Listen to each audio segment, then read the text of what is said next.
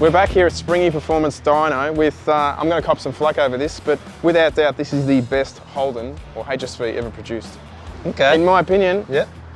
it's got everything on it. Like I was just talking to a guy then off camera, you don't have to do much to these. Honestly, you can do a pulley change. You don't even need to change the exhaust. Yep, absolutely. Pulley change, airbox and a tune, and these things come alive, don't they? Bolt-ons, you can, actually I have, so bolt-ons only, it ran a 10.9. Yeah, wow, Yeah, okay. yeah. So There on you go. street tyres, yeah. Street tyres, that's unreal. Yeah. Yeah, and they've got, I don't know, a lot of people, they've probably never seen under the back of one of these, but they've got a banger rear end in them. They've got like a power, It's a, coolers in them. they've got a diff cooler. Diff cooler, it's like a 9.9 inch rear, Yep. Massive brakes front and back, Yep.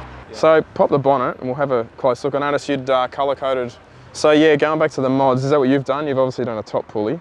Yeah, so it's done top pulley, bottom pulley, it's a ported blower, ported heads, bigger throttle body, ported snout, it's cammed. Oh yeah? E85, bigger fuel system, KPM, 1500 horsepower pump, 1500 cc injectors.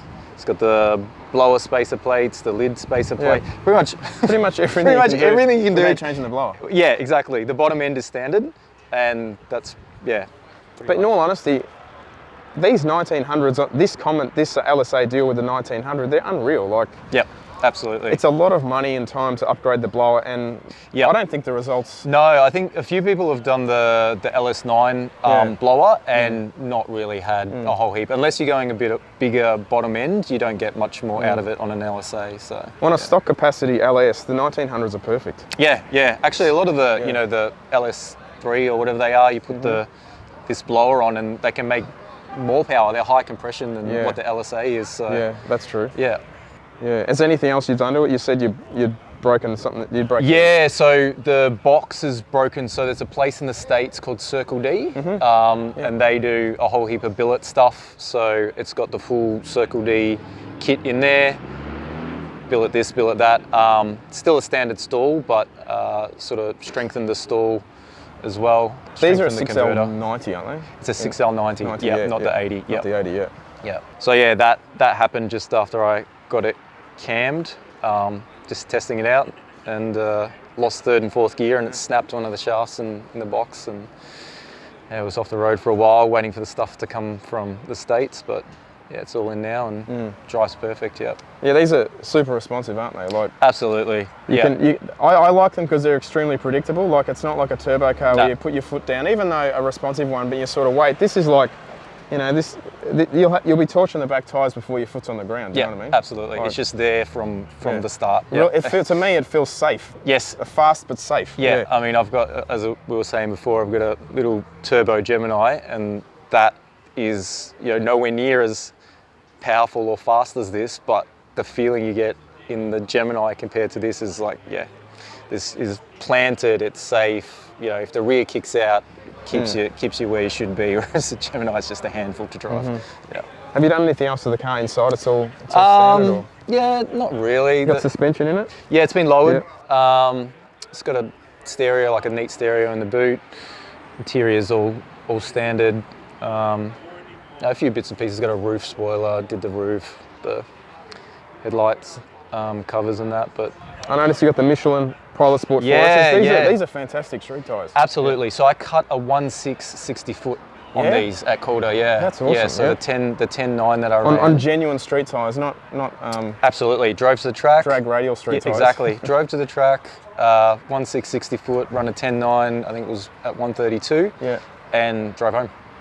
Yep. That's awesome. And that was before, so I haven't been back since. Well, they haven't been It's open. got more power, exactly. Since December 19. Yeah, yeah. So I'm hoping to get down to Heathcote at some stage. So what sort of power were you showing to run that time? It was 460 kilowatts at the hubs to run that.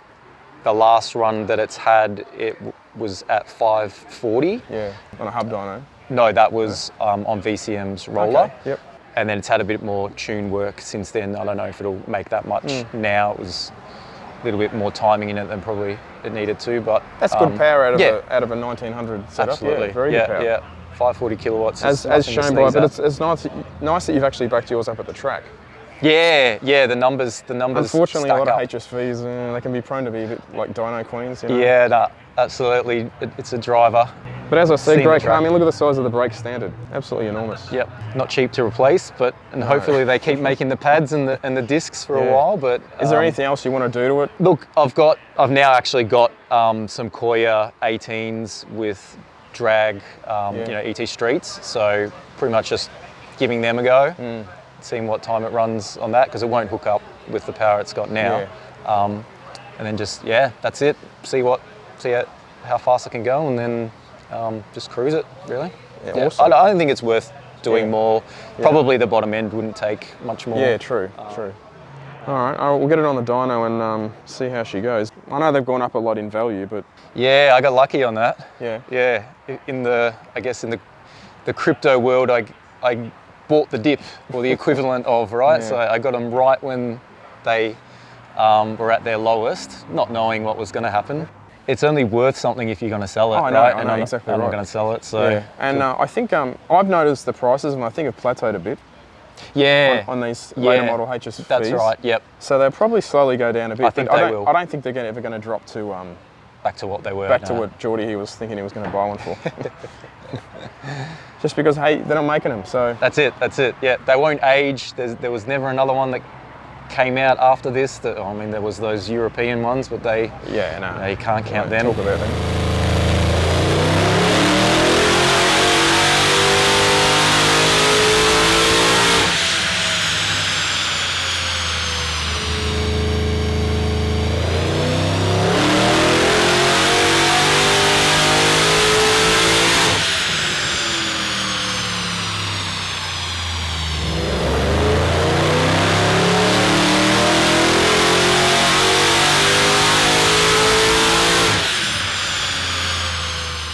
So I've just come off the dyno, Justin, you were pretty bang on. It's made, I think, over 510 on each run. I think the best there is 518, I think, if I can read that. Yep. Yeah, super consistent. And these makes, you look at that graph, they make so much torque, so much power early on. Start. Yeah. Straight up, yeah. And you feel it too. Yeah. It's Super just predictable. On demand whenever you want it. Yep. But yeah, I reckon, like you said, 18-inch, some street radials. Yep. Maybe see if you can run a 1050. Yeah. I mean, even before this round of mods, it was 132 mile an hour. It's sort of 10.6, 10.7 range even prior. So yeah, I have seen one from memory. I saw one run a 10.1, I think it was, on an 18.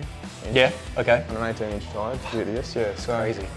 Very impressive street cars. Absolutely. And the reason why these are so popular is, like we touched on earlier, just because you can't buy them anymore. Yep. There's no new ones, so what are people upgrading to?